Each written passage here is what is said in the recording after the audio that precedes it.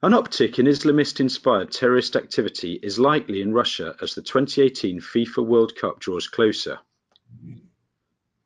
I'm Jonathan Keemer, Senior Intelligence Manager for Europe and Russia CIS here at iJet International.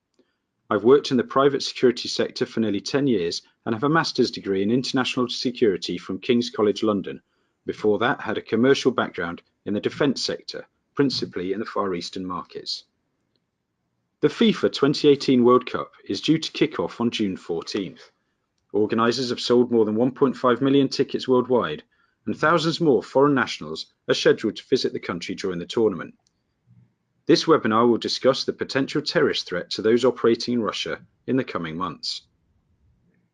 Worldwide media attention around the World Cup will certainly spur Islamic State and Al-Qaeda sympathisers into action in the coming months. Other attacks are also possible as IS and AQ ideologues attempt to exploit the Islamic holy month of Ramadan, which begins around May the 15th, to incite followers to violence.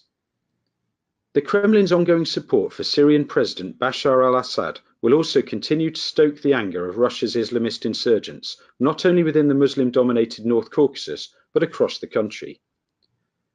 However, divisions within Islamist terrorist groups and an exodus of Russian militants to other conflict zones likely mitigate the terrorist threat in the country. Islamist separatists in the North Caucasus are deeply divided. The Caucasus Emirate, Al-Qaeda's Russian affiliate, has given way to IS Wilayat Caucus, which appears to be steering what little remains of the country's Islamist insurgency. As many as 4,000 experienced Russian fighters, primarily from Dagestan and Chechnya, are believed to have migrated to Iraq and Syria in recent years. While some have reportedly returned to Russia, they have not done so in significant numbers, and there is no evidence to suggest that they have been involved in any recent Islamist-inspired violence in the country. Media platforms linked to violent extremist groups, including the ostensibly pro-IS Al-Wafa Foundation, have publicised multiple threats against the World Cup. Nevertheless, there is some evidence that official IS media outlets and some of the group's core leadership are distancing themselves from Al-Wafa, suggesting that its content might not be in line with IS core messaging aims. The Caucasus Emirate no longer appears to have a major operational presence inside the country, and the remaining active Al-Qaeda supporters appear to be operating without any kind of central leadership structure, and their presence is muted. The last major attack was the metro bombing in St. Petersburg in April 2017. The IS-affiliated Wilayat Caucus has been slightly more active. IS sympathisers have claimed several attacks in the last 6 months, including a crude bombing in St. Petersburg in December, and 2 minor attacks with rudimentary weapons in the North Caucasus in the first quarter of 2018.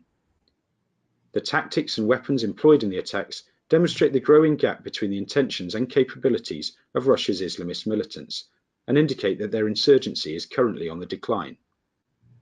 Neither IS nor Al-Qaeda affiliates in Russia appear to have a solid command and control structure, and the country's militants will very likely remain decentralized, disorganized, and very amateurish in the coming months. Inexperienced terrorists will be more prone to mistakes, for example, a failure of communications discipline, which will make them easier to detect. Attempted Islamist attacks in the coming months will likely all rely primarily on basic weaponry and improvised explosives, and most will be poorly planned or improperly executed. Such deficiencies will better enable the security forces to neutralize threats rapidly. Russia's Federal Security Service, the FSB, already pursues an aggressive counter-terrorism strategy and has proven capable of neutralizing insurgent leaders throughout Russia. The FSB's operational tempo is likely to accelerate as the World Cup approaches. Such pressure will keep militant cells off balance in the coming months. Travellers and businesses operating in Russia, including those attending the World Cup and associated events, will notice extensive counter-terrorism security measures in the coming months at potential targets, such as sporting venues, transport hubs, tourist sites, critical infrastructure, and government buildings.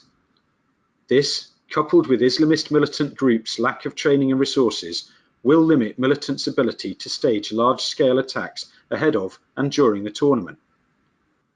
However, of the cities hosting matches during this year's tournament, the threat of Islamist-linked violence will be highest in and around Sochi, Rostov-on-Don, and Volgograd, given their proximity to the restive areas of the North Caucasus.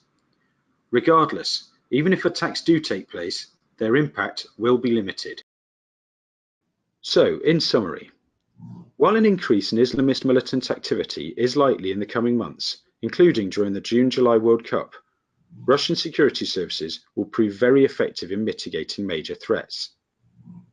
A widespread and significant militant campaign is unlikely, but isolated low-level terrorist attacks by small militant cells or lone actors are possible. Security-related disruption will likely be the key impact of terrorist activity in the coming months.